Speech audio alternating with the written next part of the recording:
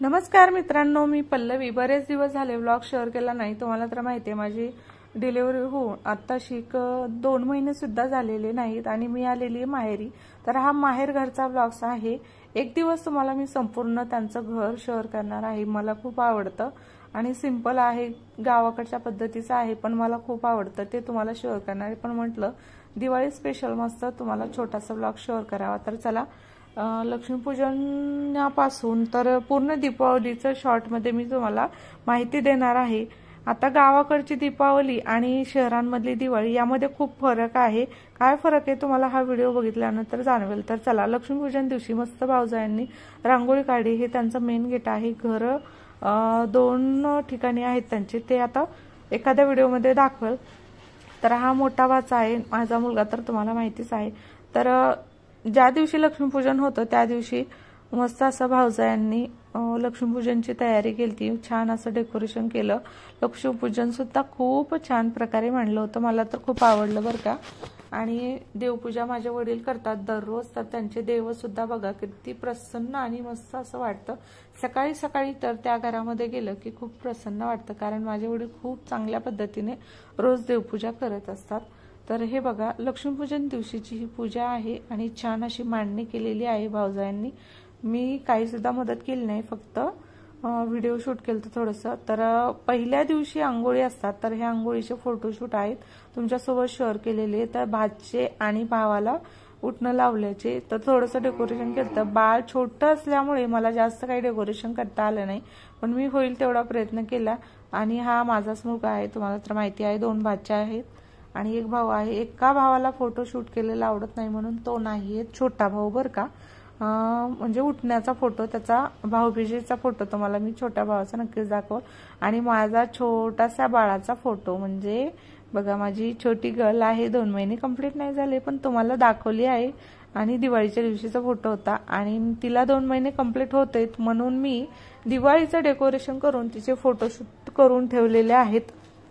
आठवण म्हणून हे फोटोशूट करणं मला खूप गरजेचं वाटतं आणि बरेच लोक करतात। आता ते फोटोसाठी करत असतील, पण मी तिची आठवण म्हणून साठवून ठेवण्यासाठी ती दीपावली म्हणजे पहिल्या दिवाळीत केवढी होती काय होतं त्यासाठी मी शूट करते।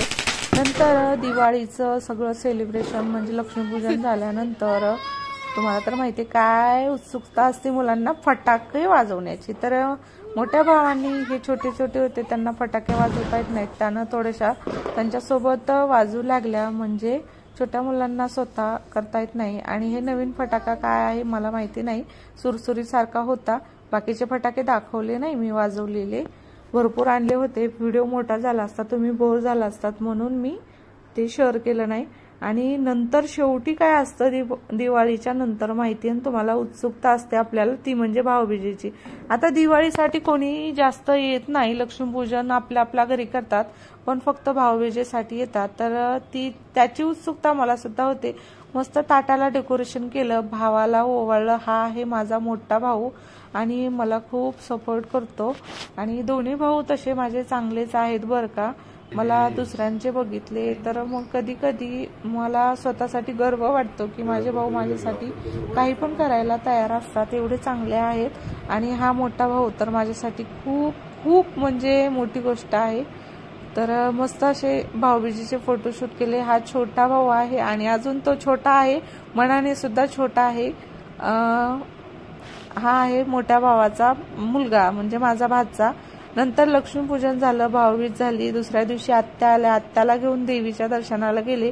तुम्हाला माहिती आहे देवीचं मंठ्याला रेणुका मातेचं खूप मोठं मंदिर आहे, प्रसिद्ध असं विद्यापीठ आहे। मग तिथे दर्शनाला गेलो, फोटोशूट केले आत्याबरोबर। आणि हा माझा मुलगा आहे, ते तर तुम्हाला व्हिडिओमध्ये 1-2 वेळेस सांगितले, तरी एकदा शेवटी सांगितलं। आणि मस्त अशी दिवाळी सेलिब्रेशन साध्या आणि सोप्या पद्धतीने, आणि मला माहिती आहे का साध्या आणि मस्त गावाकडे म्हणजे आईकडे आल्यानंतरच दिवाळी सण केले म्हणून वाटतात। कारण तुम्हाला माहिती आहे शहरामध्ये ह्या सणांची मजा येत नाही, कारण घरामध्ये लोक नसले तर सण आहे असं वाटत नाही। ते भरपूर जण होते, 2 भावजाया, 2 भाऊ, 1 चुलते सुद्धा आहेत, वडील, आई वडील, भाचे आता सगळ्या दिवाळीला गेल्यात, पण दिवाळी होईपर्यंत इथंच होत्या. मस्त असं दिवाळी सेलिब्रेशन झालं. तुम्हाला कसं वाटलं माझ्या माहेरघरचं दिवाळी सेलिब्रेशन नक्की कमेंटमध्ये कळवा. व्हिडिओ आवडला तर लाईक, शेअर आणि सबस्क्राईब करा. Bye bye.